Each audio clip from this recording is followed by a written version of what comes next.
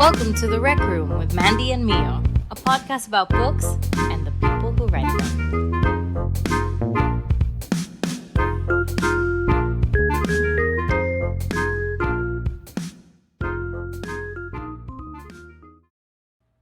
What time is it? Summertime. From the film High School Musical 2, which which is a film. Seen. Yeah.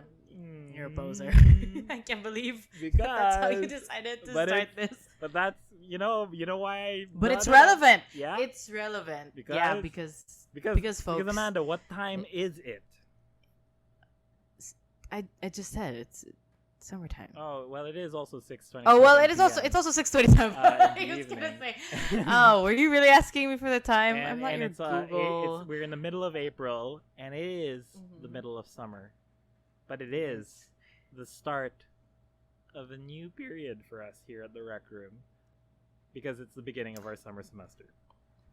Hell's fucking yeah. Hell yeah, fucking right. When we left you guys As off, the kids say. In March. When did we record that?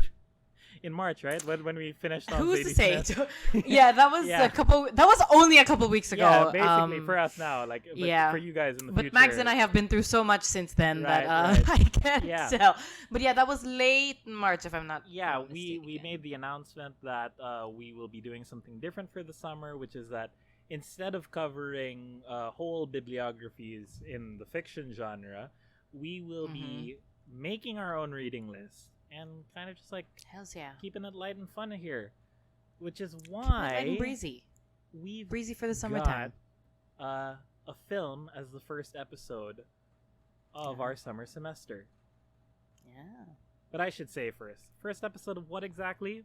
of this podcast. This podcast called The Rec Room with Mandy That's right. and Mio, where we ask the question, when does someone's story become required reading? In each episode, we take popular authors of the day and review selected pieces of work to see just how close these writers get to the sweet spot between mainstream breakout success and traditional literary sensibility. My name is Mia. I'm Mandy. Is that your given name? No, it's the name I gave my. Actually, this is true. It is the name I did give myself. It was given to you by you. Yeah. Okay, let me yes, just it say, was given- like right off the bat, Stephen Henderson. I forgot what his middle name Hells is. yeah. One of the MVPs of this movie. Like he is Truly. him as the One of the priest. MVPs in general, but Like, this- he was. I don't want to preempt like a later segment that we're gonna do, but this cast is essentially like the LA Lakers of theater casting. You know, Sure, or the but, Chicago like, yeah. Bulls. I'm working on my sports metaphors. Yeah, guys. I literally was like, maybe a specific You know, version of the Chicago they are Bulls, the dream as team. Mulaney would say. They are the dream Right. team. You've got Henderson, Letts, you got Ronan, you Metcalf. got Metcalf, you got Hedges. You got Hedges On the and bench. Chalamet. On the bench is Chalamet. and- Chalamet is on bench He- duty. He is the water You- boy. Yeah, But, it's what he deserves. yeah. But, And of course, star player, our leading lady is the one and only Saoirse Ronan. If you don't know this entire cast by now, did you really watch this movie? Like, honestly, Yeah. actually, you know what? We're gonna go into it later. But like, to your point, this movie really is such a theater nerds movie yeah. in a lot of ways. Like, I remember the first time I watched it when it had first come out, I literally went, "Oh, that guy," the whole time, but Right, for right. different reasons. Like, not because of like how you usually do it for like, "Oh, that guy's been in like this movie before." It was more like I've known Tracy Letts since his adaptation of. Oh my God! No, he won for something, and I can't remember what it was. But I remember reading two of his plays when I was in high school, Yeah.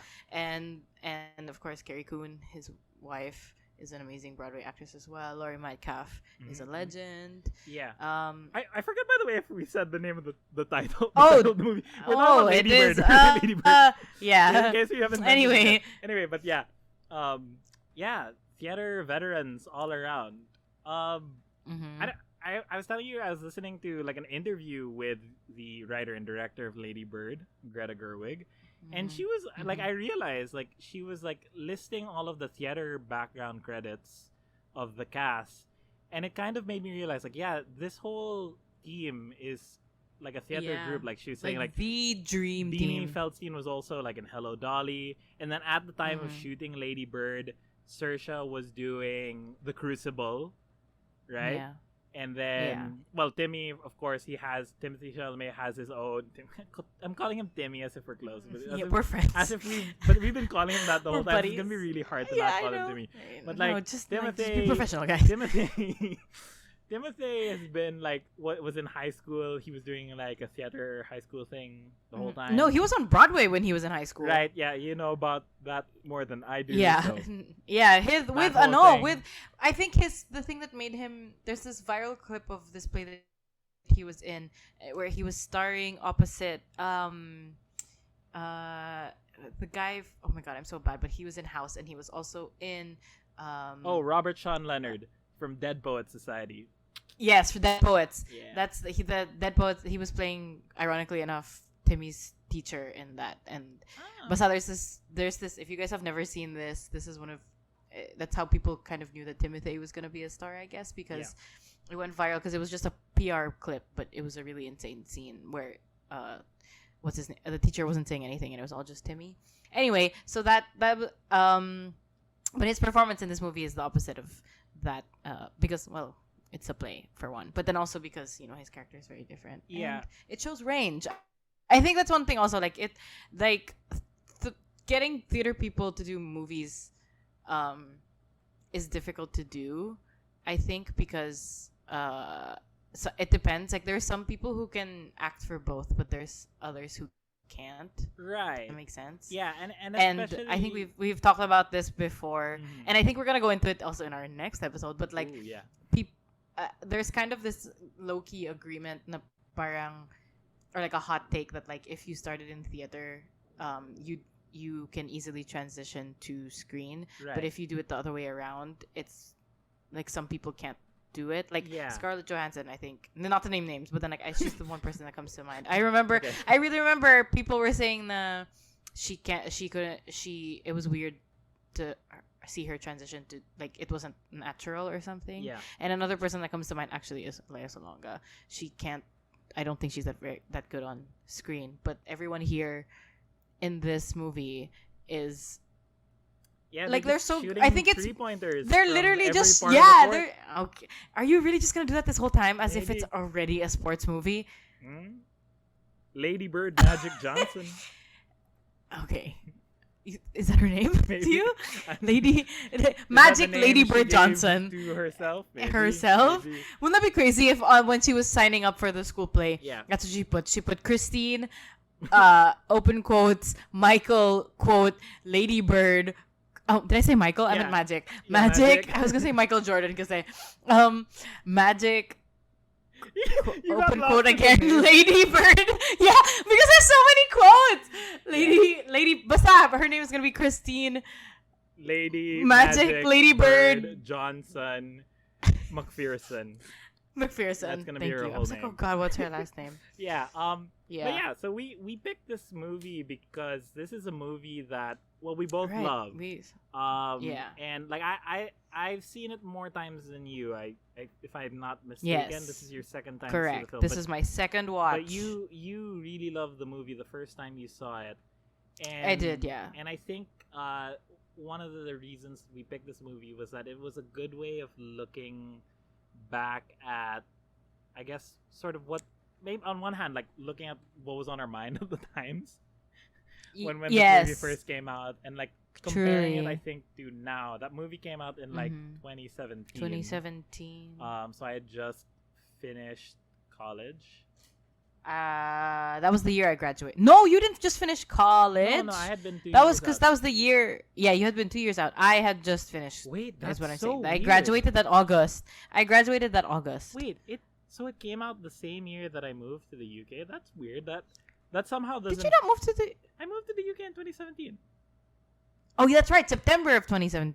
18-ish, right? That almost doesn't track anymore in my head. Wow, so the thing that I was just saying, let's throw that out the window. I don't know where my head is anymore. Yeah. To be fair, that was such a whirlwind time. Yeah, it really was.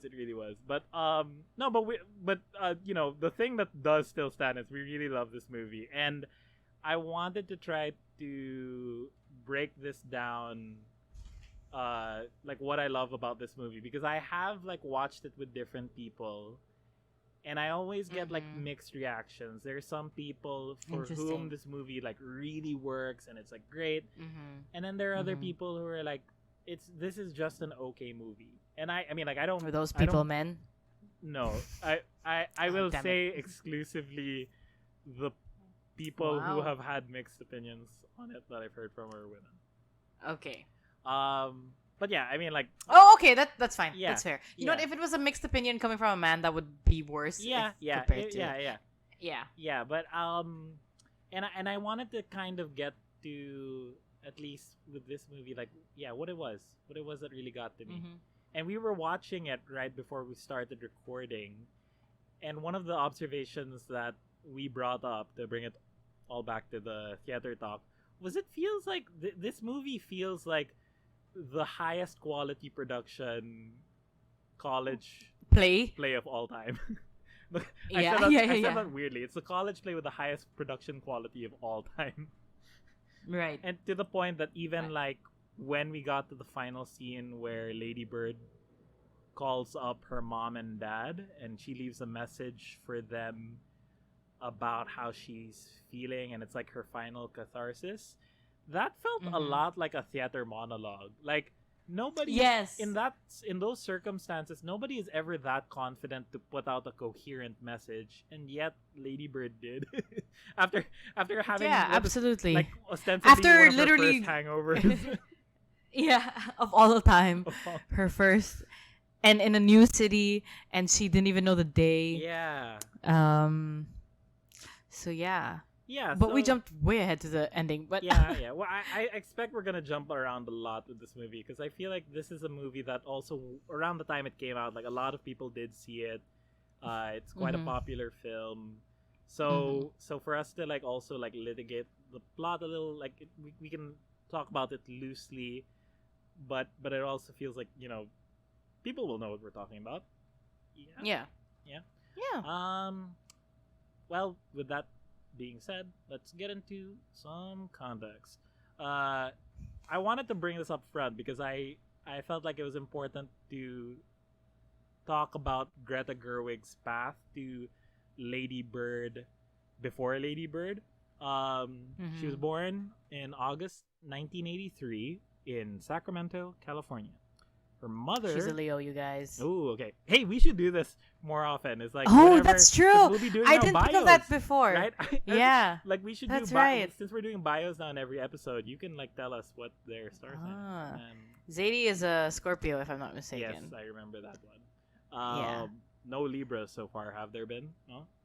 I'm not sure. Go ahead and speak, and I'll double check. Okay, so Greta Gerwig was born and raised in Sacramento, California. Her mom, Christine, is an OBGYN nurse, and Greta attended an all-girls Catholic school in Sacramento. She had intended to complete a degree in musical theater in New York, but ended up graduating from Barnard College with a degree in English and philosophy. Now, up until that point, I just want to say, like that a lot of those details sound similar to the details about Lady Bird. Right. But more on that later. I'll just keep going on with the context. Right. I just wanted to raise that point. So can I just interrupt real Go quick? ahead. So, Sally Rooney is a Pisces. I see. And Madeline Miller is a Cancer. So Libras, we're coming just for for you. anyone out We'll there. Just wait. Any day now, you can be born Any day. to me. I don't know what I'm asking. Actually, we want to. Okay, We'll see. Maybe later this summer. Sorry, she's also a Leo. My bad. Okay. She's an early Leo. Okay. Si Madeline Miller. So we've had 2 Leos so far. Actually, this makes a lot of sense in my head. Since we're going, you guys, okay, just for those who care about this, but like, Madeline Miller is a July Leo, and Greta Gerwig is an August Leo, and those are 2 very different kinds of Leos. So yeah, Interesting. go on. Uh, Yeah, I'll explain to you But later. unlike Madeline Miller, Greta Gerwig originally intended to become a playwright. Oh, that's true. Turned It was to very acting, unlike her. because she applied Mhm. to some MFA programs, which she did not get into. She also decided not to go to film school, although I'm not sure if this was a deliberate choice or if she just decided not to go. In any case, Mhm. she started working with like emerging filmmakers in the 2000s, namely Joe Swanberg and the Duplass brothers. And this eventually led to her Duplass. appearing in Greenberg in 2010, which was her 1st Mhm. collaboration with the filmmaker Noah Baumbach, who would not only become her Mhm. partner, but also her co-writer on their films Frances Ha and Mistress America, of which she is the star. I remember like Frances Ha in particular was the film that I had first encountered Greta Gerwig through, and I was like, she is a very interesting person. And so I'm really glad to see Yeah. like seeing her now all the way up to like Little Women.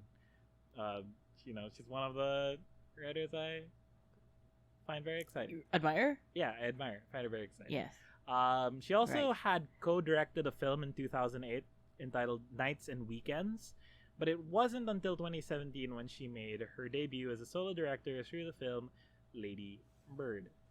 And this is like coming out of I might be repeating myself, but like coming out of our Grand Union episode with Mags at the end of our Zadie Smith series, where I was like quite caught with the idea of us looking for the author in the text or seeing how the author inserts themselves into the text.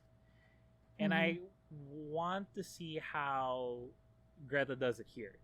Because as I was saying with her bio, like a lot of the details of her early life resemble the details that we see in the film.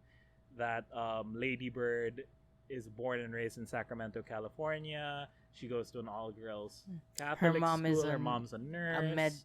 A nurse, Yeah, yeah. and then she ends up going to New York to study in college. Mhm. And this is one of those things where it's like it's a case of like separating the art from the artist, but figuring out where the separations are made, and how the artist or how the author uses those separations to explore something about themselves that they hadn't seen before. Right. Right? So like especially Yeah. like with regard to seeing the character of Lady Bird as an analog for Greta Gerwig, well, one thing that clues you into the fact that Lady Bird is not meant to be read as an analog for Greta Gerwig is the fact that her name's Christine, and Christine is not her name but her mother's name. Yeah. So it's like exactly. it's a weird conflation where she's like trying to throw us off the scent. But also she Mhm. was saying, I think in another interview with, it might have been the Austin Film Festival, where she Mhm. was talking about how when she was a student in Sacramento, like she lived like a completely opposite life compared to Lady Bird, where like she followed all the rules. She was more of like the sacristan type. We were joking. She was like, right. yeah, she was like Okay. really following the rules, and she's trying to like ace her way through school so that she could basically get Mhm. into college in New York, where she could become a more free spirit. Some Oh, fun okay. facts about the making of Lady Bird. It's about Greta Gerwig, when she started working with her director of photography Sam Levy, she told him that she wanted to offer a female counterpart to the teenage films The 400 Blows and Boyhood. Very iconic. I haven't seen either Coming of of those age movies. movies, but those are Yeah. notably about boys. Yes. At one point, one draft of Lady Bird was 350 pages long, and if you take the received wisdom that one page equals 1 One minute, page is 1 minute, yeah. that means like she had. That's why I asked you. I was like, how many minutes Yeah, do you so think she- that is? So she basically envisioned a 5-hour Hour- version yeah. of Lady Which- Bird. Which is very Shakespearean of Yeah, her, yeah. I'd have to say. Like, this might as well have been her Hamlet. Or her Snyder cut. Or her Snyder Cut. So what I'm just saying is #release the Hashtag Gerwig release cut. the Gerwig cut. this draft also had the working title Mothers and Daughters, and her whole process there was like writing out vignettes that she then whittled down until she basically got the form of the screenplay that we have now. She worked on the screenplay for years and learning from her filmmaker friends how to get this idea from page to screen. And by the time she basically had everything together, I find this really interesting. She basically got the cast and crew together, and then she started like sharing with them all her old high school yearbooks and then pictures and journals, as well as passages written by Joan Didion about California. And then after that, she took them on a tour of her hometown. So like even there, you get this sense that she's trying to imbibe it with a sense of herself as a person telling the story. But she also, and she said this over several interviews, relied a lot on the team that she was working in to put in something of themselves into the movie. So like even specific to the cast, like she would say that when she was writing the characters, like when she was writing Timothy's character or Saoirse's character in particular, she kept trying to listen to what their characters were really like. Like she had an inkling of them in her head, and it might have been based on somebody that she knew in real life. She knew. Yeah, but she tried to like obediently listen to them and like record what they were doing or saying in her head on the page. Yeah. And it was only by the time that she had cast those characters and gave them their roles that she felt that she was giving those characters away to them. Which is interesting because she also doesn't allow her actors to really improvise a lot. But she still feels I didn't know that.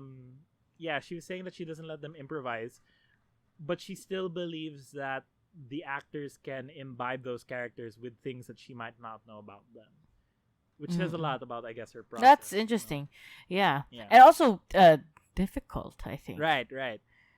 That's really an interesting... But that's why you can, like, you know, to go back again to that ending, like, that's why that also feels like such a stagey ending. Because, like, it feels so clear that she's going through the monologue, and it doesn't have, I guess, that organic sense that an improvised script would allow you to read. Yeah. Something like that. Absolutely. Yeah. Like, it's very thorough, well thought of, and well acted. So when Lady Bird begins, the first scene is that Lady Bird and her mom are basically going to visit colleges in the California area, right? Mm-hmm. And the whole idea is that Lady Bird's mom wants her to go to school somewhere nearby so that it isn't as expensive for her. They're like a middle-class family.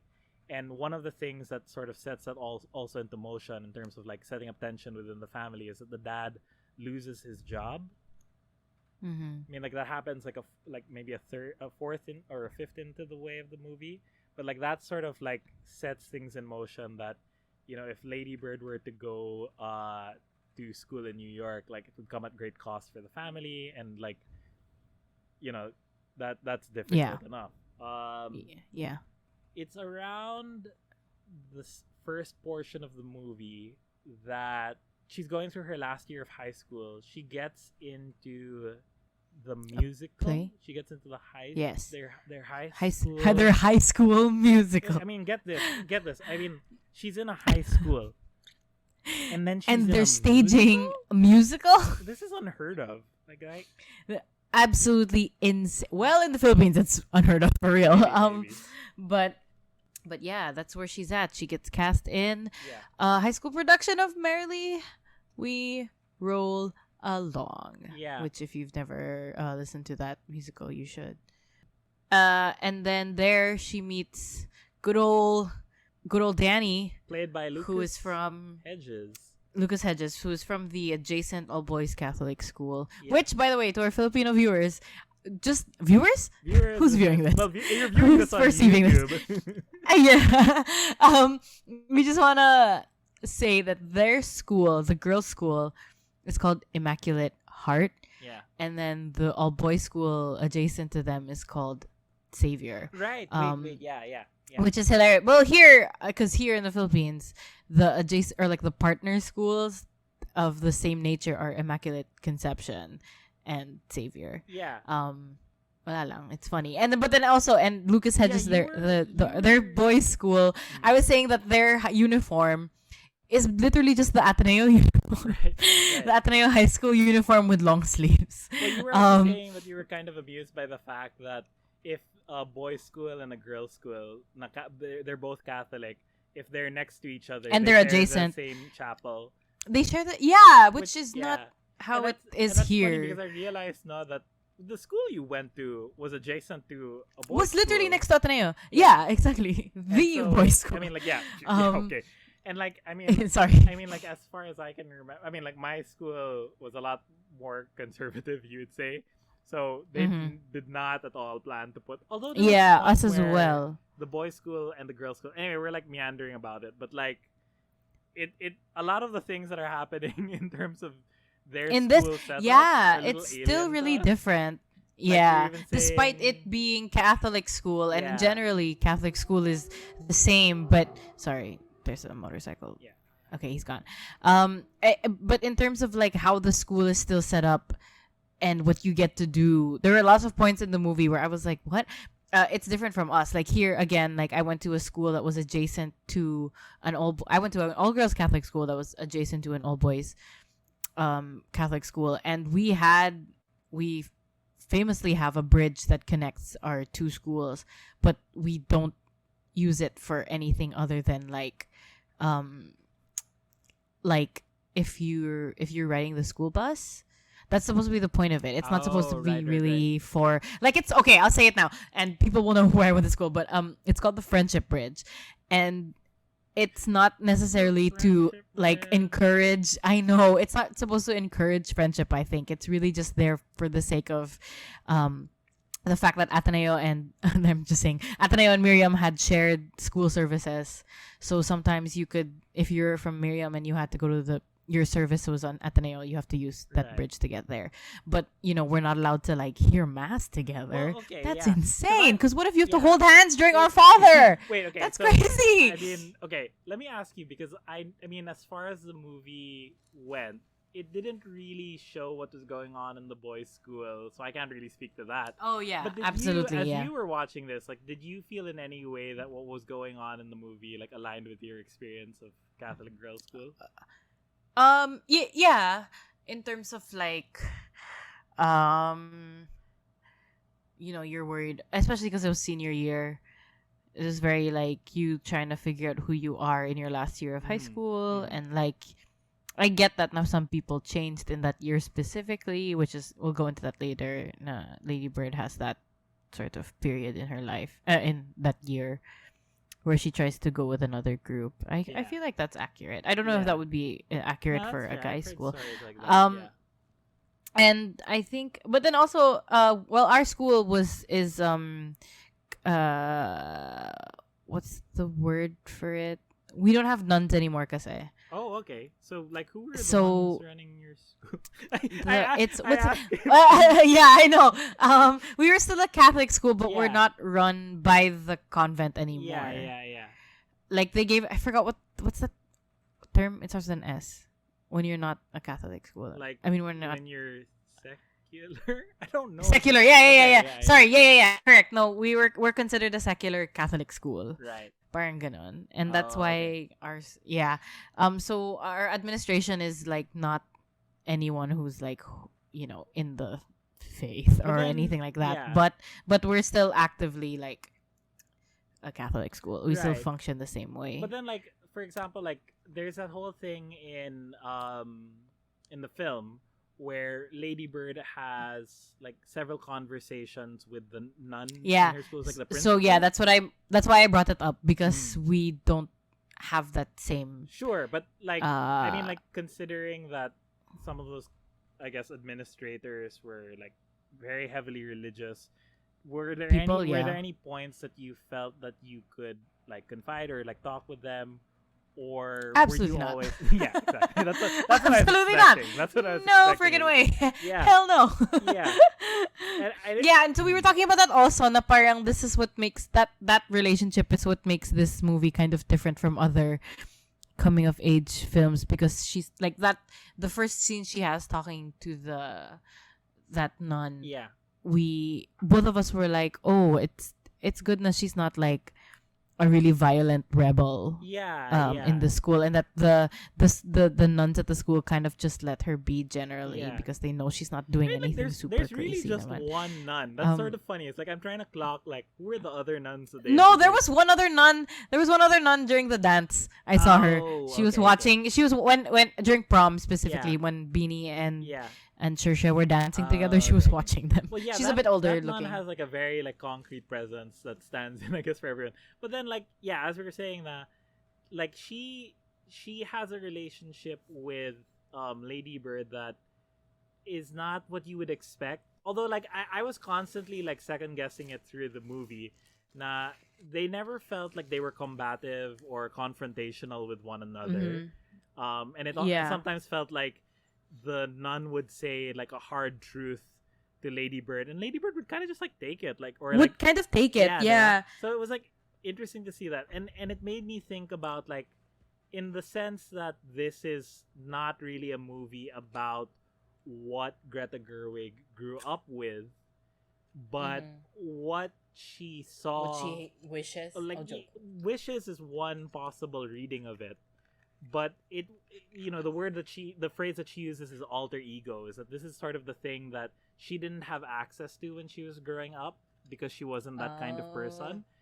And it kind of, like you were saying, that since this is a coming of age film, like, it made me sort of realize, like, yeah, it's sort of funny how we don't, when we're younger and we're the exact audience that coming of age films are supposed to be for, we don't clock in how inherently unrealistic a lot of coming of age movies are. Yeah. Which I think is also the Right. thing that kind of turns off some people about coming To of the age movie. movies. Like, they just feel so unrealistic that it feels like almost deceptive. But I think about like some of my favorite like coming of age movies. Like, I think another coming of age movie I really enjoy is Rushmore. Like that by Wes Anderson. yeah, Like that character, like, it's like like aggressively unrealistic, and it's like almost to the point like I wish I could have told myself as a younger person that you're never gonna be a Max Fisher. So don't even try. No one's going to allow you to buy that many explosives to stage your Vietnam War play. So why why pretend you can't? And even like something more recent, like earlier this year, I finally saw Edge of 17, which I really loved. Like, there's an aspect of like the way the school is portrayed in that film that I'm still like, there's no way a teacher is gonna be like Woody Harrelson in that movie. Like, he's too cool. Right. like even if he's mean sometimes to like Haley Steinfeld, like there's a part where like, but nobody is that cool. No teacher is that cool, you know? I mean, I can't again speak to how it is in the States if they're really teachers like that, or but there's a stylization to his character that I was like, there's no way. Come on, you gotta be kidding me. Right? Agree. Yeah. But that might just be the thing I love also about coming of age movies, is that it gives you an avenue to look at something apart from what you are living or what you are going through. Yeah. So like someone like Max Fisher or like Lady Bird, they're very clearly not us. And yet a lot of the things that we see in their movies are things that we can relate to deeply. Right? Yeah, exactly. I was telling you, going back to the Catholic schools thing, I was telling you that the first time I watched this movie, when it goes into the title sequence and it's them at mass, I was so triggered. I literally was like, oh my god, this is happening now. But yeah, there are also other aspects of it that you're kind of just like, oh man, I really remember being this stupid. Right. Yeah. Yeah. Because like that's the thing now, is that, I mean, like, Lady Bird is in a way, I mean, she's not dumb, but she is stupid. To quote Benny Feldstein's movie, she's stupid in a deeper sense. Yeah.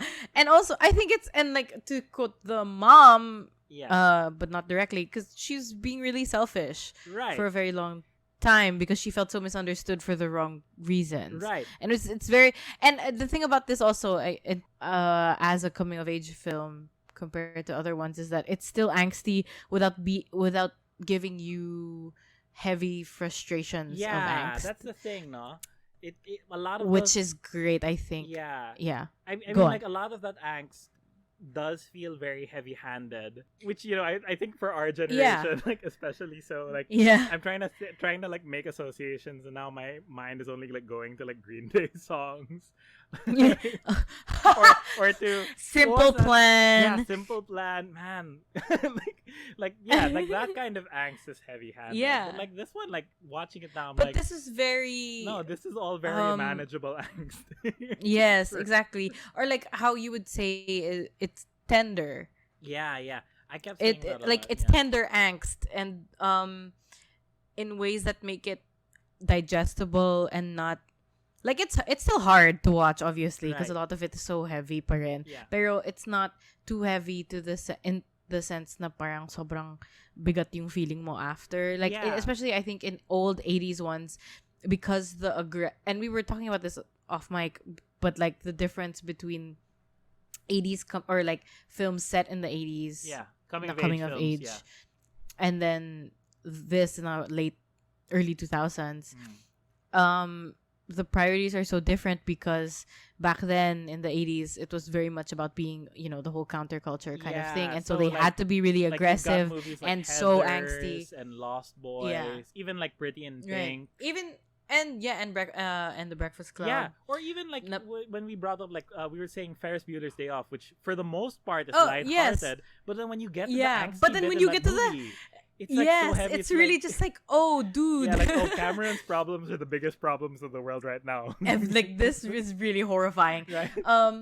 Yeah, exactly. So pero with this, it is very just like this could be anybody's life. Yeah.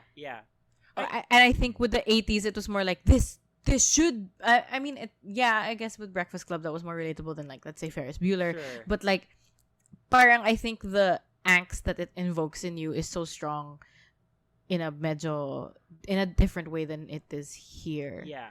Like, it doesn't give you retrospect. It just makes you angsty. Does that make sense? Yeah. Whereas this is more like, oh yeah, I definitely was like this as Yeah. a person before, and if I'm still like that, then I can definitely try and change that.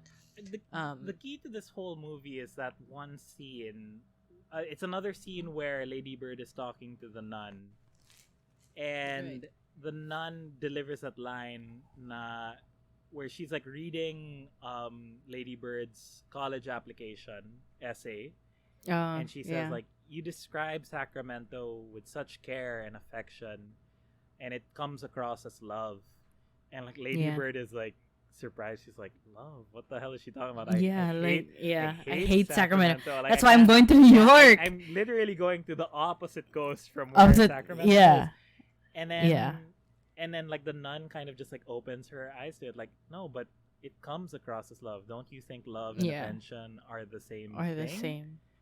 Yeah. And that's the thing that I think, yun nga, is that That's the thesis statement that's of that's this. that's what Lady Bird is like lacking specifically. Like in Greek tragedy terms, like that's sort of her fatal Lady Bird the flaw. character, you mean? Yeah, Lady Bird. Lady Bird the character. Her fatal flaw is that she, thinks highly of herself, and she has all these like lofty aspirations that she should have every right to pursue, but she also lacks the attention, to look beyond herself and see what others appreciate, which she at least is able to do with Sacramento, the place. Yeah. Now, the reason I relate to this on a deeper level is that this is exactly how I felt coming from a provincial city, even if it is as big as, well, it's Cebu, is one of the like the second biggest metro in the Philippines. But like moving from Cebu to Manila, I definitely felt that a lot.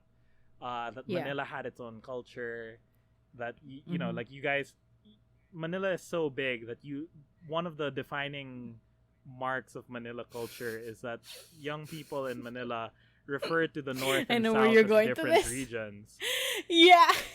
I knew where you were going. As Right? soon as you started Exactly. that, I knew where you were going with this. Yeah, see? Yeah. And all of Yeah, you, no, all it's of you true. listeners from And we Manila, all I'm like getting mad at you. are gonna agree. Like, Exactly. You know exactly what I'm talking about. No, yeah. But like, you've You've been in the middle of I like can't- our conversations I about can't this. bring up that dichotomy because like obviously Yeah. that dichotomy is not really here in Cebu. And like if Yeah. ever like I've like tried to like butt in by like jesting like, oh, I'm from the south, the deep The south. deep south. It's like, okay, Mia. But yeah, but like speaking of that, like it was one of the things where like I felt myself like deeply relating to this movie's sense of place and its Mhm. attention to place, Mhm. but also the Mhm. realization that place is not just location, but place is also people. Yeah. So for Come on. so for this, Which is a line from Thor. Ah, Sorry. but Sorry. yeah, exactly. But this movie like it does an interesting way of teaching Lady Bird how to pay attention to people by making her realize like you actually love this place. Like don't pretend that Yeah. you hate it. And in the same way, I Exactly. kind of like sort of realized the same thing myself. It's like if I live in Manila for the rest of my adult life, one thing I know that I'll be thinking about a lot is how like I'm also missing the relative smallness of Cebu, like how the people are here is different from the way people are there. And Yeah. once I started to like internalize those feelings, I realized like, oh shit, maybe I love Cebu. Like maybe I do you're want to right. go back sometime. Correct. And I've been living here Y- for the yeah. last 7 years. Wow. It 3 3 years. 3 Yeah, years? 3 2 years. years, yeah. Going on 3. I think I have a similar experience as well Mm. without having to really leave Manila.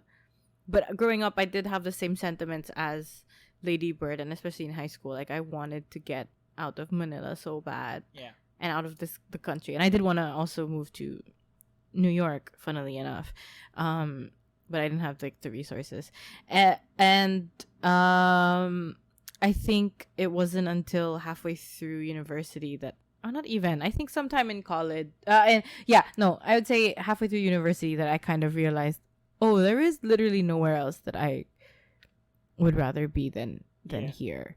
I think because I think that if I had gone elsewhere, it would have been that whole like you can take the girl out of Konyo Katipunan, but you Sure, can't yeah. take the Konyo Katipunan out of the girl. And I think that's also how the movie kind of ends with what's her name? With Lady Bird, because in the end when she's doing her monologue, her closing monologue, it's very much she's standing in New York City, but Yeah. you don't see New York. Yeah. Like you see Sacramento, and she's talking about Sacramento to her mom. Yeah, I think it's a very telling and interesting decision on Greta's part to be like, which you questioned for 2 seconds. yeah, it was like for wait, what do you mean? Sorry, excuse me. What do you mean? No, good to put that Sacramento bit. I mean like Oh, the no, driving no. bit. No, not that. I wasn't referring to Oh, that. I was okay. thinking more Sorry. of like the fact that what Lady Bird does at the end that triggers her to call up her mom and dad is that she goes to a church. Oh, on goes to Sunday, mass. right? She goes to mass, Which is, yeah. like, really weird. It's Which, and also, by the way, she does not stay for mass. She yeah, just doesn't went stay in for a mass, while. but, like the fact Yeah. that she's even drawn to it is for me. It's a Uh-huh. very interesting internal like dynamic that's at play now because like here you've seen her sort of like even soft rebelling against her Catholic school in a big way, and now she realizes like, oh, the church is the only place where I can go if I miss that. Yeah, You know? exactly. Like I And can't go back to Sacramento every time I miss Sacramento. Yeah, exactly. But here's where I can I go, feel you. no? Yeah, correct. I think I will say that I get that sentiment in like when I visited you Yeah. in England and we would go to mass together, I would kind of feel the same Right, way. right. Because like I clearly every time we'd go around we were I was a tourist and you were like my tour guide, and I truly Yeah. did feel like we were in a different place, but every time we would go to mass I'd just be like, oh, this is It's the weird. same thing. It's weird how I brought up that dichotomy of Manila and Cebu without even thinking about the fact that I also moved out of the country and like Yeah, that's right. You literally in Toto. Yeah. Yeah. From abroad. But I think that also speaks to how like that missing of a place or that affection towards a place is really universal regardless of where you're from. Because I was also thinking about like, as I was and where you went. Yeah, like I was thinking also about how there must be some people who think of Cebu the way I think of Manila, who might have moved here from like, I don't know, like Cagayan de Oro or Bacolod or from Dumaguete, and then they come here to Cebu and they're like, but I miss Dumaguete or I miss Bacolod or I miss Cagayan de Oro, because that for them is home. And like, even though they had an aspiration to leave it and say like, I don't really like what this place turns me into, that doesn't mean I hate the place wholesale. There are things about it I appreciate and only I can speak to when I'm sharing it with others. Right. And it's something that, like, in a clever way, like, you know, there's that scene towards the end where she's at that party and she tells, like, a guy asks her, like, where are you from? And she says it first, Sacramento. And then he mishears her. It's like, sorry, what's that? And then she says, San Francisco. No, she says San Francisco. And then, San Francisco, right. And, you know, like, that speaks to the part where it's like, she's ashamed of saying where she's really from to this guy that she's just met, whose only cool factor is the fact that she met him in New York. We don't even really know if he's necessarily from New York. But just like their association of being together in New York makes her feel the obligation to seem cool to him. Right. And like, where was I going with this? Like that harkens back to her earlier line.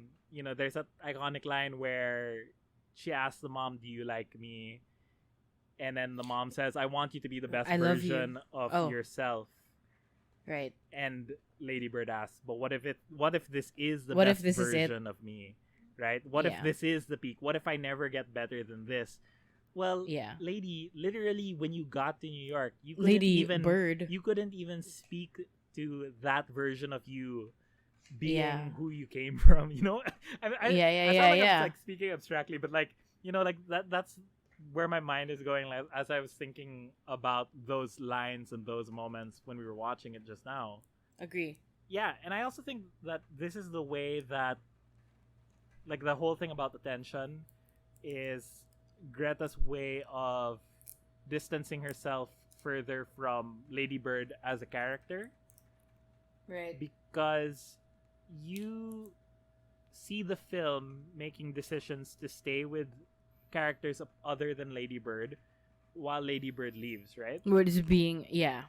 We've been talking about that. You should explain that a bit more. Right. Okay. So there are several moments throughout the movie where, you know, Lady Bird will like just like leave to the side.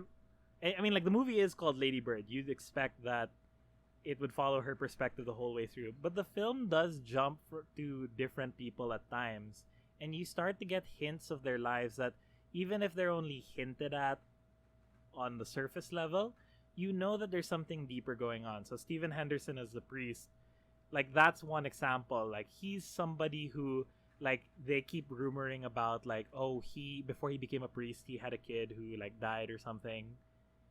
And then... right.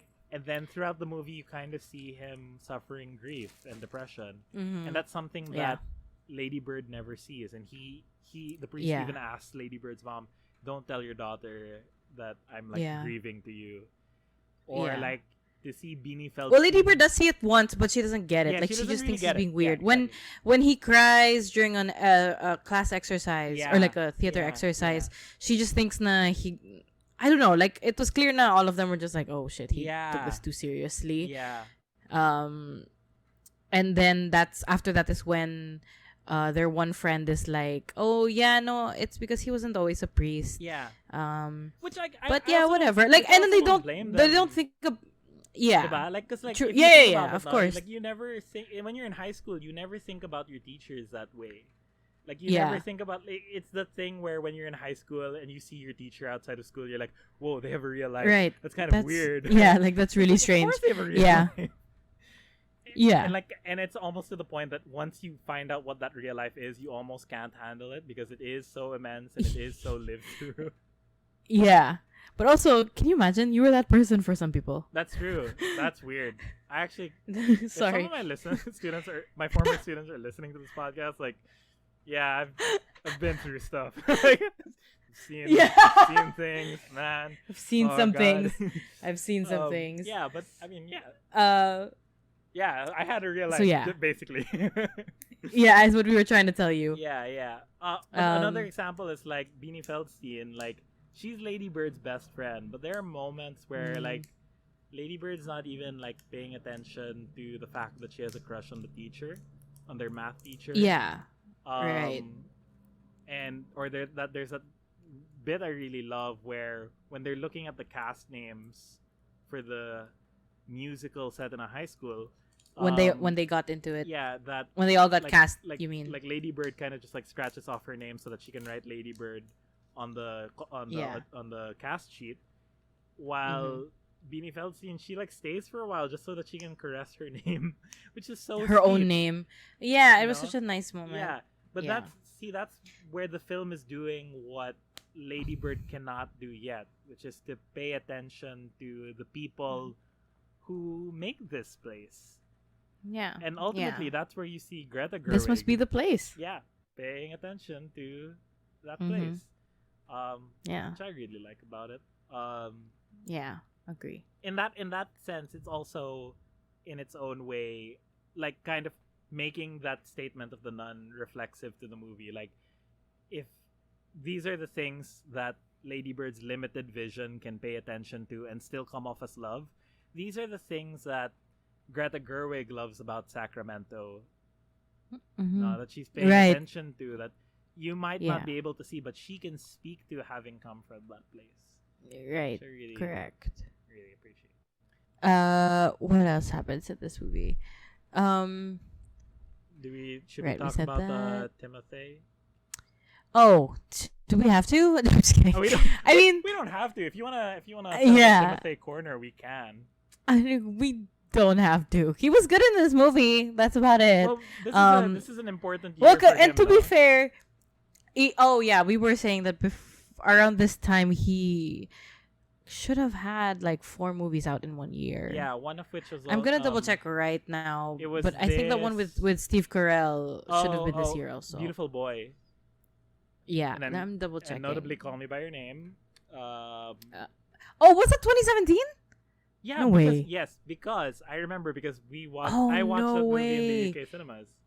Oh, I've did seen- you? Yeah, I saw the trailers. for that. So Oh, that came out 2017. That was one of his quite 2017 right. movies. Okay. I wonder what the fourth one was then. Film. Wait, I might have just been lying about 4, by the way, but Oh, okay. I think no, because 2017, 2018 in general is a pretty yeah. Okay, I was right because it's Call Me by Your Name in 2017, Lady Bird, and Call Me by Your Name, Lady Bird, and Hot Summer Nights. That was the other one I was thinking of. Hot Summer Nights. Right, I don't Beautiful know. Boy is 2018. Hot Summer Nights is this. I think it's a drug. It's like he's a drug dealer in it, but Oh, okay. by accident. Okay. Very confusing. All right. So that, and then another movie, Hostiles, which I know that he had a minor role in that. Rosamund Pike is in this movie. And yeah, so he had a bunch, and then 2 of them were ones where he was, or 3 of them were ones where he was higher billed. Yeah. Because by the time 2018 comes in, it's leading up to Beautiful Boy, The King, Little Women, Right. So he's and already like he's just supposedly basically- Rainy Day. He's running down. Yeah, he's making laps.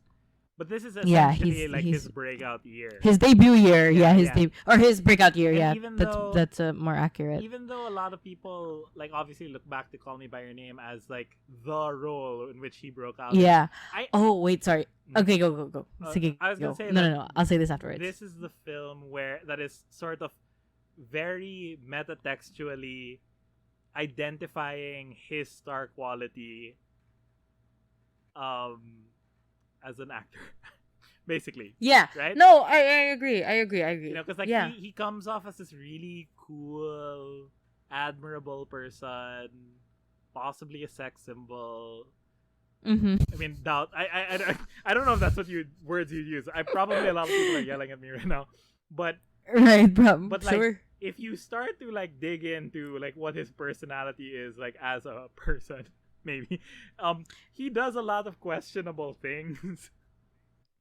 Yeah. You know, Yes. yeah, Correct. like Go ahead. that's sort of the thing. It's like he you know, like the movie kind of reveals him to be someone who is Like like this cool guy. morally or ethically incompetent, but still Mhm. someone you'd want to get to know. Yeah, because I guess it's the whole bad boy kind of thing. Right. Na and maybe from Lady Bird's perspective, like he's clearly rich, he still goes to Catholic school, Yeah. and he reads all these books that are like very lib dem, I guess. Yeah. And then he also has his own car, and he like sits at the cafe that she works at, like, so because clearly that means he doesn't have to work himself. Yeah. And so parang I guess that's the appeal to it. Like even if very early on she could see that they didn't have that much in common, she knew that she had an in with him somehow anyway, and they got to be close either way. Yeah. And in the end, he's still the loser. Yeah, basically. Yeah. Yeah, it's weird because like if you think about it, that is essentially the trope of that archetype. Right? Like Right. surely like I'm trying to think of like other coming of age movies where that character has played exactly the same beats. The Right. closest I can think of is there is like a character like that in Edge of 17 where Haley Steinfeld has a crush on this guy, and then Mhm. she like plans to lose her virginity to him. He ends up Right. practically sexually assaulting her, and like Right. that for her like breaks the dream of Yeah. who that guy No, was. okay. I do have a similar one. Okay. Going back to a movie that one of the first movies we ever referenced on this podcast, and we did not know the actors in it.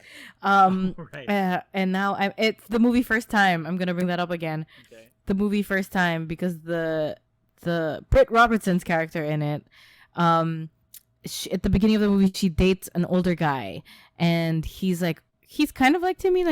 He's but more sleazy, I guess. He's much old. He's clearly much older than they are, and he also has his own car, and he also does that weird thing at parties where he just talks about like his political opinions and like sticking it up to the man. And then a similar thing does happen where Britt Robertson's character is like, okay, yeah, I'm gonna lose my virginity to this guy. Yeah. But then I think similarly he does kind of assault her, and she's like, yeah, no, because in the beginning she's like, it doesn't matter how it goes, but that happens because I don't think your first time has to be special. Yeah. And then when that happens to her, she's like, oh yeah, no, this is why it matters who you do it with. Yeah.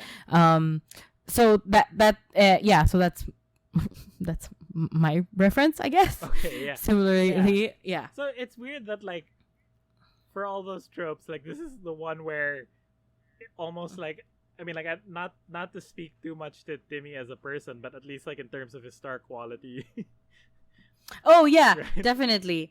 Where it's kind of like you wanna care about him in the same way that Lady Bird clearly does. Yeah. Because of how he's portraying it, I guess. Yeah. Is that what you meant? Yeah. Because like when I look at the other two characters, it's kind of like that we just mentioned. I'm like, yeah, I did not care for this person in First Time. Right. Whereas here, it's like, oh, I wonder what. I guess because that's maybe what Lady Bird was thinking too. Yeah. Like, surely there's more to this person. Yeah. And turns out there was, but he will never explore that. Maybe. Yeah. Yeah. Yeah. And I would say even that like with the other actors, like they sort of fulfill also other archetypes that you would see among like theater kids. That's right. That's very true. That was something that Yeah. we were like observing. Yeah. Was that like Like there was. Hmm. Do you want to go or? No. I was just like saying like in the sense that when we were identifying earlier that all of them had come from like different theater backgrounds, it also Mhm. naturally came through that they all felt like really professional theater kids. Yeah, With that exactly. they had the attitude of theater kids almost. Absolutely. It was great. And when you think about the tropes and stuff, like Yeah. Beanie's character was like the underdog who was going to become like the lead Yeah, talaga. yeah. And see, Lucas is that character that's like very much the leading man. Yeah. But then obviously theater is his internal breaking point of what makes him realize his sexuality. Right, yeah. And then Lady Bird's just that friend who needed something to do, I Yep. guess, and turns out she was kind of good at it. And that's them in their general like actual what do you call this? Like friend group in the Yeah, actual yeah. theater. In the theater. But then like you have I think the other characters too, like not the siblings. Like what's her name? Lady Bird's brother. Miguel and Miguel. Shelly. Yeah, they're very good side characters that aren't just side characters, I think. Yeah. We were saying this also na parang the one of the biggest like benefits, you were saying that one of the biggest things about Shelly is that she's so clearly an outsider, and like it weighs heavy on her talaga. Because Shelly's whole But no one status else- is that she's the girlfriend of Miguel. She's the live-in girlfriend of Miguel, They're- who the- is yeah, and they live himself with their the family. adoptive son The adoptive son, yeah. of Lady Bird's Of- family. Yeah, she's the adopted kuya, like she's older than her. Yeah. But Because then, they thought that they couldn't have a kid. Yeah, but then like the whole thing that comes across is that whenever Shelly appears, like she has a moment with Lady Bird where she tells Lady Bird that she admires her mom, which is like a weird thing Yeah. to say, but it also like underlines that sense that she doesn't really feel like she belongs in this family, and yet Mhm. it's so tender that they're still doing it anyway. Yeah. That they haven't She cast her knows out or that- anything. Exactly. Like she was because her own family kicked her out. Yeah. That's the main reason. Like she's not just living with them because like that's her boyfriend. Right. Her boyfriend is their son, but it was because she literally was homeless, going to be homeless either way. I mean, like otherwise, and that I didn't notice it also until you pointed it out. Na parang that's why she walks out a lot, or like she's so emotional in the house Mhm. a lot because she knows that it's not her place. Yeah. Pero she knows also na no one else would give her Like remember this attention. There's a part where when Lucas Hedges is visiting, and then like they all introduce themselves, but like Shelly is like the one who like insists on introducing herself, where she's like, Shelly, my name's Shelly, when she's like in Yeah. the far background Yeah. of the scene. Yeah. And then but then towards the end, even the dad, when it's Lady Bird's birthday, he says, "You're my only daughter." Right. Well, and Shelly, yeah. which is like cute because like even if it was like a not, I wouldn't say afterthought. Yeah. Like he still knows na Yeah. That you know yeah. their family includes her yeah. now. And I think that part, I was saying rin na parang that conversation she has with Shelly about the mom is not something that Lady Bird like really understands until much later Right. in the movie. And I think that scene where Lucas comes to say sorry to her Yeah. and she defends the mom, Yeah. I think that's kind of a result of that conversation Yeah. with Shelly, of Yeah. her starting to, like we were saying, that was her first, like her starting to pay attention to other things around her that Right. not just herself, because it was her first like act of listening. Yeah. Of course, Um, that relationship with the mom is also like the through line of the entire movie, and like Yeah. to that extent, like you have back to back that scene where Lucas Hedges' character comes out to Saoirse Ronan. It's back to back with the scene where the priest opens up to the mom, and like neither of them are Yeah. aware of what's going on, but without knowing that, they are like sort of being the same person or becoming the same person, Right. or exercising that Correct. empathy in like different ends of life. Correct. And that's also mirrored by later on towards the end. You have one of my favorite like match cuts ever, which is that after Lady Bird is doing that call to her parents, and she's talking about the first time she ever drove around in Sacramento, and like it shows shots of her driving in the car, but it matches the shot to the mom driving the car, and that to me signals like Lady Bird thinking like, you know, I'm driving around this place and my mom's probably driven around here before, and like that helps me to feel like some sense of connection with her, even though we're not necessarily the same person. Right. And Correct. and I think that in itself is a good like way of symbolically standing in for her whole relationship with all of Sacramento. With her mom. Yeah, and also with all of Sacramento, Sacramento, right? Yeah. Right. Yeah. Correct. Good film. Good film. Have we? I feel like we've left no stone unturned. I can't think anymore. I feel me too. I'm pretty sure like this, and we were saying earlier that this movie is not necessarily plotty. Yeah, it's not like I mean like it's not to say that it's not tight, but this movie like just kind of lets you go. It's very straightforward. Right. Yeah. It's very much about one thing. The movie take me where it wanted to go, rather than me demanding of the movie to show me the scene where she she names herself Lady Bird. Like that. Think about the fact that the movie already starts with her having called herself Lady Bird. With her Lady Bird. Yeah, exactly. You know? She gave herself that name already. And then when the movie ends, like when she meets that guy in that party, she never uses the name Lady Bird. She's too scared to use it. She just says straight up, "My name's Christine." And even when she calls the parents, she says, "Hi, Mom and Dad, it's Christine." Yeah.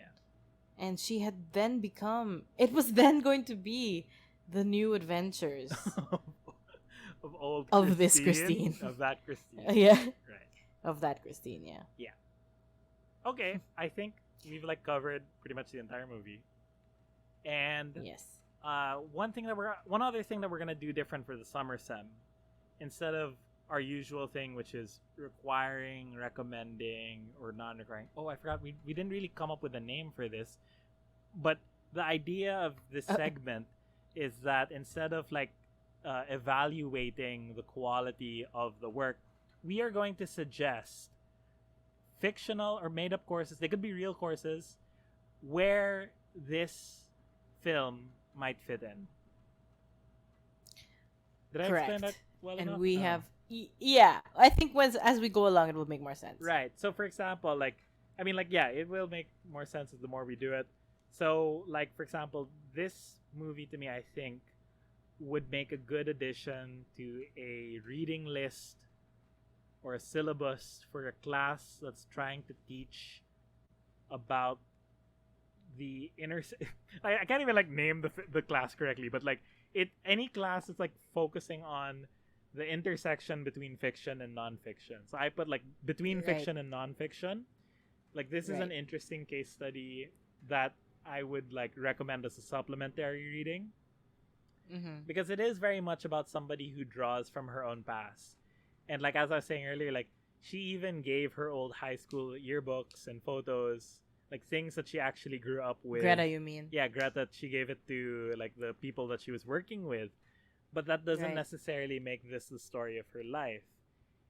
But if it isn't, then what is it the story of? What does it become the story of? And what does she get to do with that experience if she's not exploring it? So good. So that for me is. What are other examples of that, do you think? So I think like maybe the entirety of the Sorry, series... I put you on the spot. No, that's okay. I'm thinking like hard now because like I have to think of like movies that are not quite documentaries or or autobio films. But there are like clearly like some obvious examples that I'm not like I'm blanking on right now. For some reason, I think the one thing that's coming to mind is the entirety of the series Documentary Now, which is just parodies of documentaries. Oh, yeah. But like, that's a good one. Like, it's interesting how they not only rely on the documentaries that they're parodying, but some of the sensibilities of the filmmakers whose styles they're imitating. Right. Exactly. Right, and then like and going back to theater, yeah, the one episode that Mulaney wrote and starred in, Yeah. is the one that is supposed to be the mockumentary on Company. Right. Yeah. So like those loose adaptations of people's lives, those are kind of what would also fit, I guess, Right. in that course. Right. How about That's you? a Like good one. what course would you put this on a syllabus for? So mine would be it was really hard for me to also describe this earlier when we tried it, but I was thinking kasi of this one YouTube channel called Cinema Therapy. Mhm.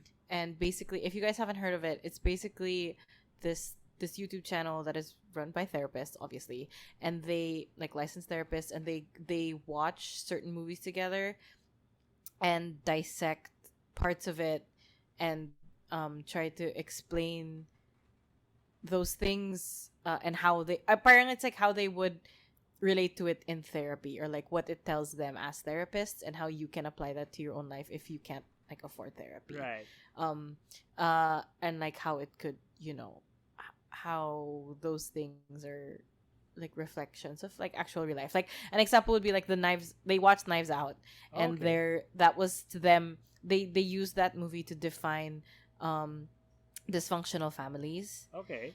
And then they broke it down per person. So I think that if interesting. yeah, like it's great. They also it's a lot of really good episodes. I think Yeah. I think you would really like it. And I think that if they were to teach a class similarly, this Lady Bird would be one of something on their syllabus. And I Yeah. think it would also be not specifically about family, but if they wanted to be more specific about, as Greta was going to do, title this movie as Mothers and Daughters. Right. Yeah. It could be specifically about that relationship, because I was telling you off mic na parang this movie is very much not it has a lot of relationships, but it's not about any of them except the mom Yes. and Lady Bird. yeah. So I think it would be that if it were to be in if they had a class. Between fiction and This thing. nonfiction and cinema as therapy, teachers, if you're teaching Yeah. these classes, consider this. I know. Hit us up also. Like, can we Yeah. sit in? Yeah. Can we see your syllabi? Yeah. Can so we that's- talk?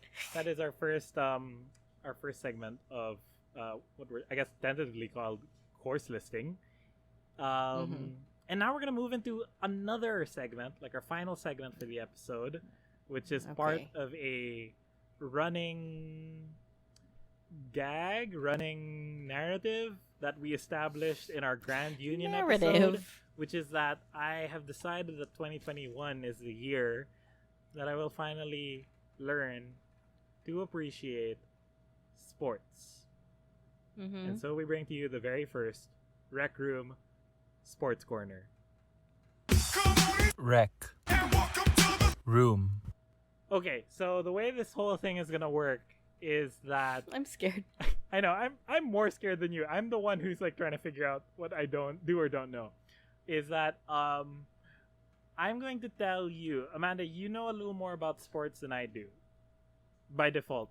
Sure. Yeah. By Right? default, By yes. default. Yeah. Right? So what I'm gonna Yeah. do in this segment is I'm gonna tell you one thing I've recently learned about sports. Mm-hmm. And then after that I'm gonna ask you one question Mm-hmm. about sports. Yeah. Now one thing I've learned, one question. So the thing that I've learned recently about sports is that there is a team in the National Basketball Association of America that is called the Brooklyn Nets. That's correct. Right? Okay. So far. Now Yeah. here's the thing. I wanna like kind of like insert here like a minor criticism about the Brooklyn Nets off the go. Because if you look at their logo, Oh god. there are no okay. nets on their logo. Their logo is a shield. That's your criticism. Wait, listen to me.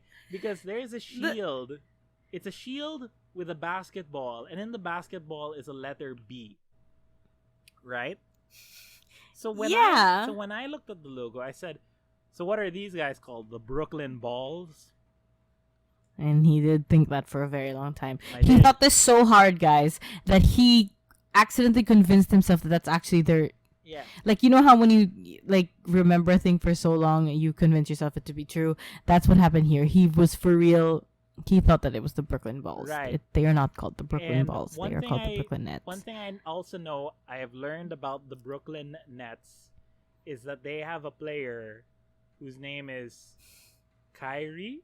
Is it Kyrie or Kyrie? Yes. Kyrie? Yes, it's Kyrie. Okay, it's Kyrie Irving. The reason I remember that Irving. is that I made a joke that if he, like, I don't know, scored a highlight of the game, you could say Kyrie eleison, which means Lord have mercy to Catholics. You guys know what I'm talking about. Yeah, this is so Catholic heavy, Right, this episode. Right. It is. Very, very true to Oh theme. my god. But anyway, the reason why I wanted to learn specifically about the Brooklyn Nets is that they are your favorite team. Currently, yes. They are currently They your are the favorite team I am voting for this season. And this is not my question. How long have you been a fan of the Brooklyn Nets? Wow. No, that's not my question. No, really. That's not my question. I have a different question that I set up. Okay. But I want No, to know, I how just long said- have you been a fan of the Brooklyn Nets? This season. I literally just said Just it. this I season. Okay. just this season. Which yeah. started when? Also not my question. Yeah. No. I actually didn't start paying attention until mid-season. Like literally until a couple months ago Oh. when they started to pick up. So I think the seasons must have started around November. It should be November. Oh, okay. How long does the NBA season last? That's not also my question. It's okay. Almost a year, if I'm not mistaken. It goes up to Okay. 8-ish, 7 Oh, so months. That's long. Okay. Yeah. Okay, sorry. It started in December. Right. It started in December of last year, and it's gonna run until siguro. Wait, I'm gonna double check just to be sure. It's supposed to run until July. Okay. Playoffs is gonna be in July. Okay. All right. So those things being established, I'm now going to ask you my question. This is really your question Yeah, now? this is my real question that I meant to Okay. ask for this sports corner. Tell me. So the Brooklyn Nets are your favorite team. Yes. Amanda, I'm getting into sports. I'm learning how to appreciate sports. We know. How do I decide which team I'm going to root for? That's a good question. And this is specifically for the NBA I mean, you or possibly, in general? Possibly you could apply it to sports in general, but I'd like to hear your experience. Like, how did you decide the Brooklyn Nets was going to be your team this season? My team this year? Yeah. Well, I explained this to you kind of briefly before, but the thing that got me into them was they started to build a super team. Okay. What do you mean by so that? to speak. Like, this was the Nets initiative is what I'm saying. So Kyrie had moved from was it Cleveland? Oh my god. I'm really bad. Guys, I'm really bad at this. Sorry. All the men listening, I'm like even two guys. worse. I literally Because I'm not told you that good they with were like called the stats Brooklyn and stuff. Balls. Yeah, that's true. That's very true. Oh yeah, he's gonna be in Space Jam. I totally forgot. So Kyrie had moved to the Nets from. Okay, no, yeah, I was right. So he was Cleveland first, and then he moved to Boston for like a year, and then he moved to the Nets right after. Around the time that he had moved from the Cavs, because I think LeBron was still there. Like LeBron was just about to move to the Lakers. But yeah, so I was telling you before that my family actually roots for the Lakers. Like my whole family is Lakers Nation. Okay. It's Lake Nation, because that's where we're from in the States. Like half our family lives in LA, and we all love basketball. And so my whole life has always been very Lake Nation heavy. I have one uncle who votes for the Celtics, and that's to this day I still don't understand that.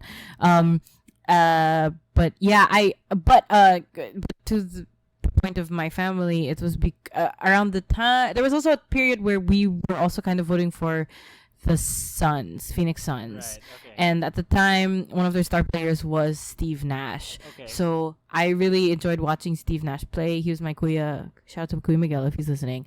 Kuya Miguel's favorite player, and I knew him because of Kuya Miguel. And And then I kind of fell out from following the NBA a little bit after Kobe retired because I was like, no. And then this year, I found out that Kyrie was moving to the Nets. And then, but it was like a lot of great players. Like Kyrie was going to be Harden, Uncle Jeff. And then I found out also that Steve Nash was going to be their coach. Had started coaching them. So I was immediately like, oh, this seems really wild. It's just like all these great players all in one. Yeah. And then on top of that, you have Steve Nash, and it's Steve Nash's first coaching gig. So if I could apply like a non-basketball metaphor, you're telling me that I feel like you thought of this already. That Gimli, Legolas, Frodo, Merry, Pippin, and Sam, and Aragorn all met up at the same place, and Gandalf was like, I'm gonna teach you guys how to get to Mordor. Steve Nash is Gandalf. Steve Nash is Gandalf? Yeah. Hashtag. Correct. You know what? I'm gonna say yeah. Hashtag Steve Nash is Gandalf. I can't wait to get that particular hashtag. Yeah. And just everyone's gonna be like, what the fuck? Even Steve Nash is gonna be like, I'm not even that tall. But but is that metaphor correct?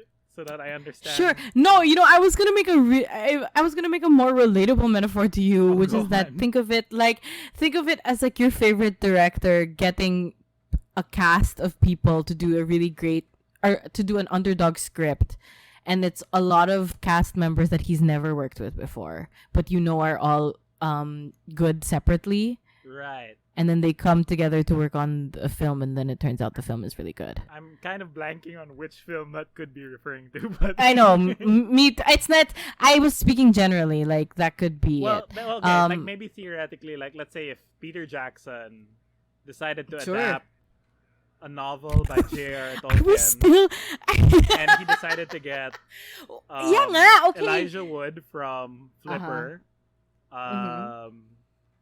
Orlando Bloom, who was unknown Orlando Bloom. He was emerging because of the Pirates movie. He was.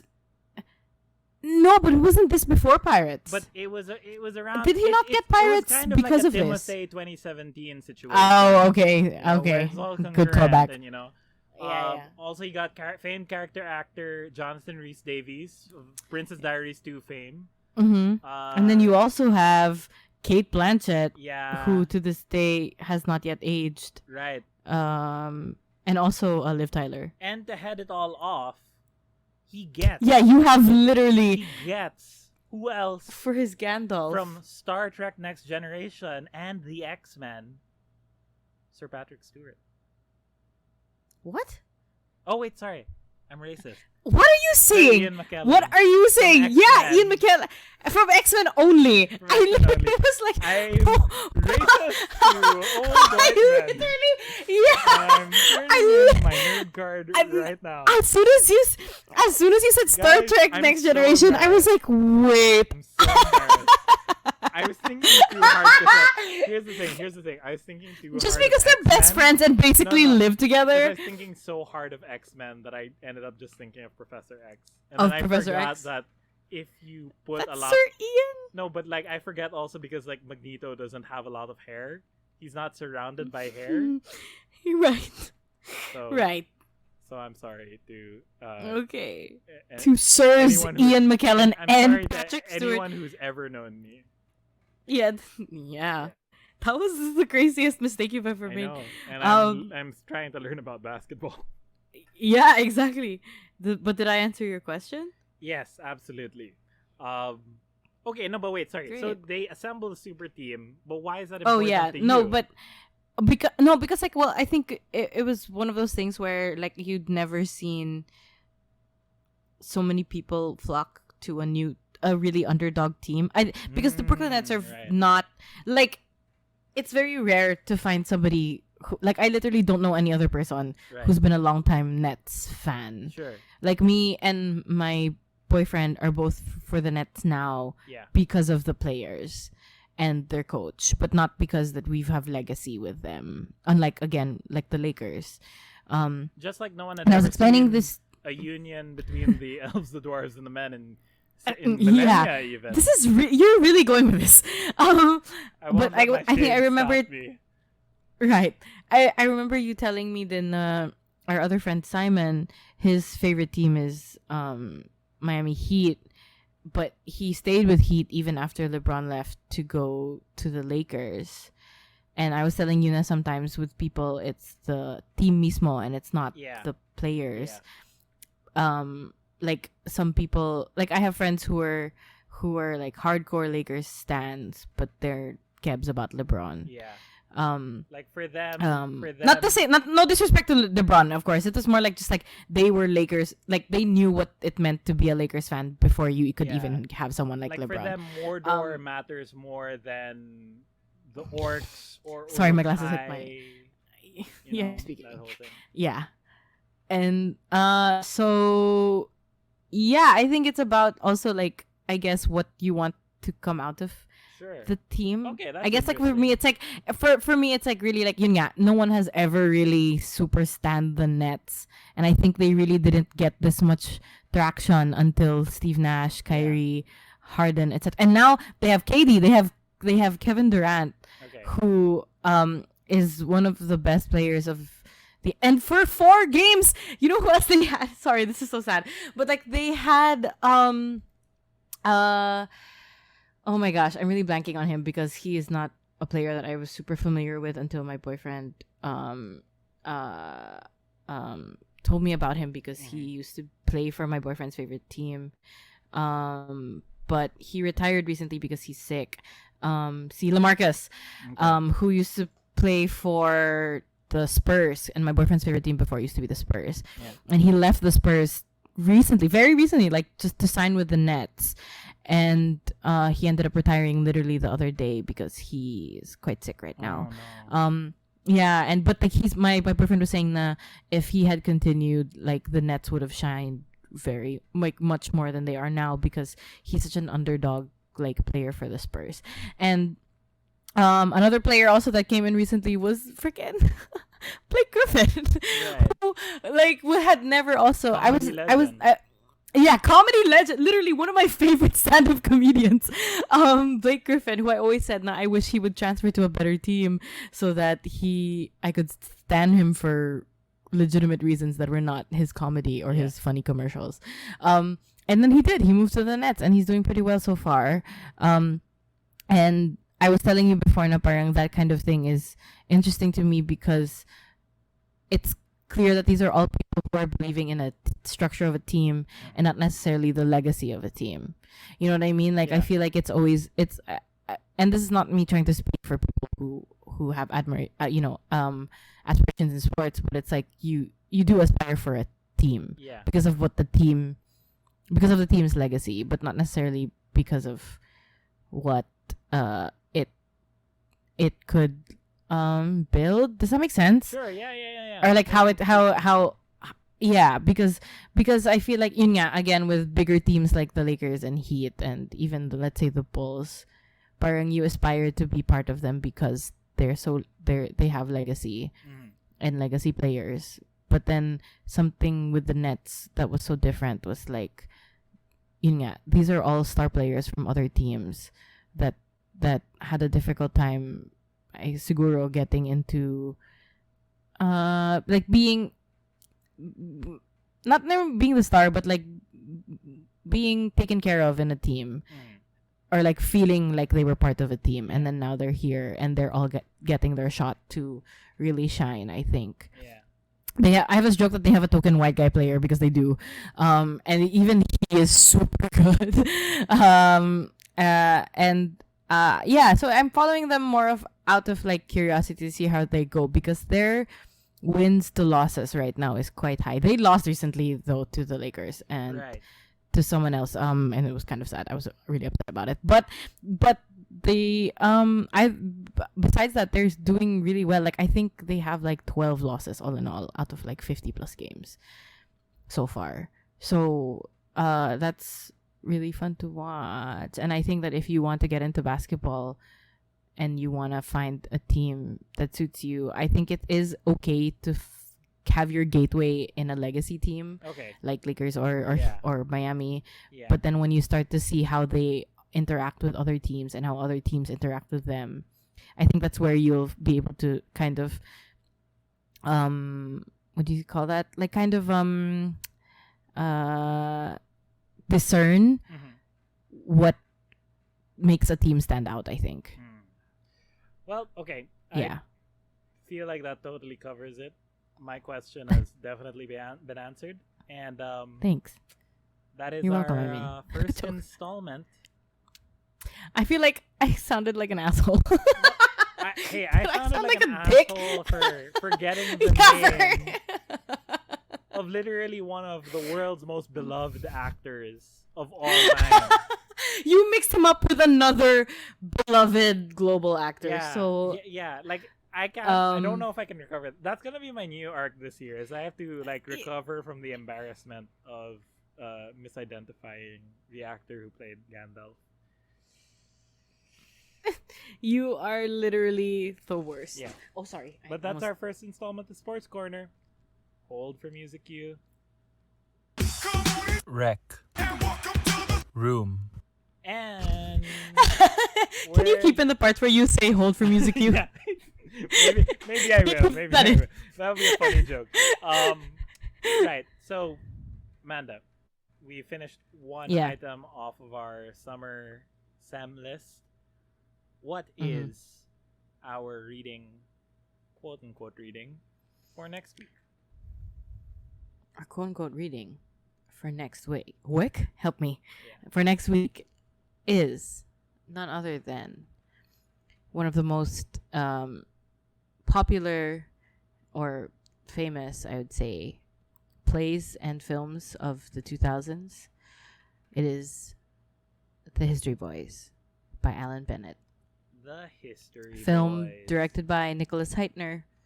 And I think some adaptations of the yeah, right. Oh, we yeah, were saying yeah, that we were the saying that he also did some the of play also National did yeah, Theater. Sir Nicholas Heitner. Right. So Yeah, and, we and, hope you and the guys film and the play are similar enough that we can talk about both. But I'd like to say, I mean, like I think you can find the script.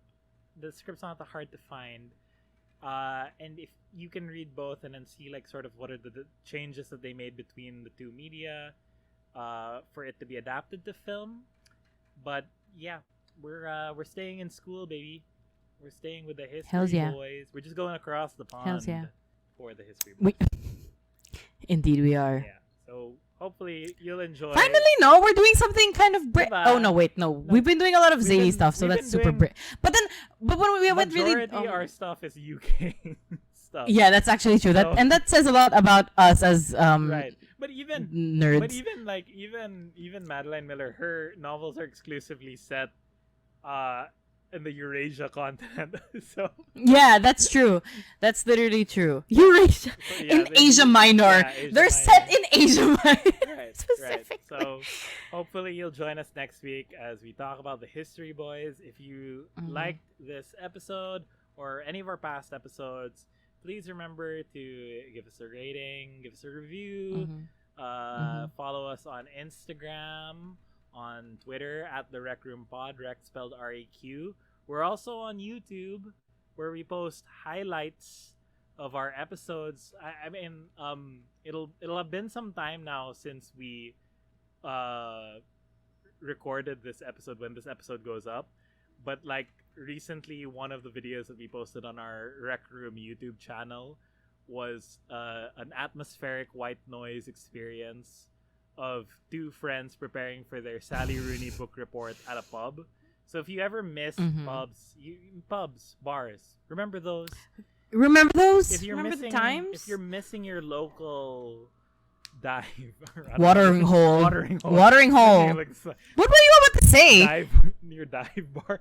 No, if Okay. you're missing your local watering hole, you might want to check out our YouTube channel to remember what it was like when you happened to get the Mhm. table that was next to two lit majors preparing for their Sally Rooney book report a bit too loudly. That's literally us. That's Mhm. literally what the video is. We also have like highlights about the times when we were talking about like fan casting the song of Achilles.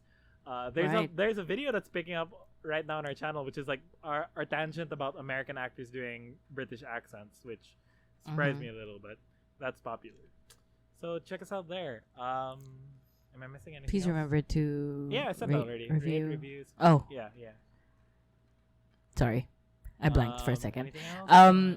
I think no, just thanks so much for listening to this. Yeah. If you liked what you heard, did you mention comment? I mean, like talking to us, guys. Talk to us on Instagram. We like talking to you. We're very open. We're very open And to we your hope you stay with us throughout comments. the 17 weeks of our summer semester.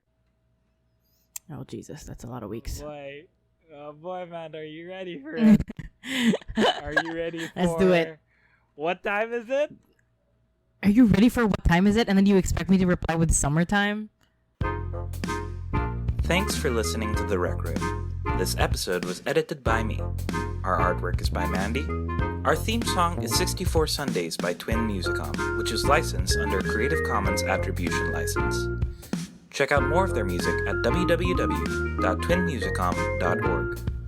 For more updates on The Rec Room, follow us on Instagram and Twitter at The Rec Room Pod. Rec spelled R-E-Q.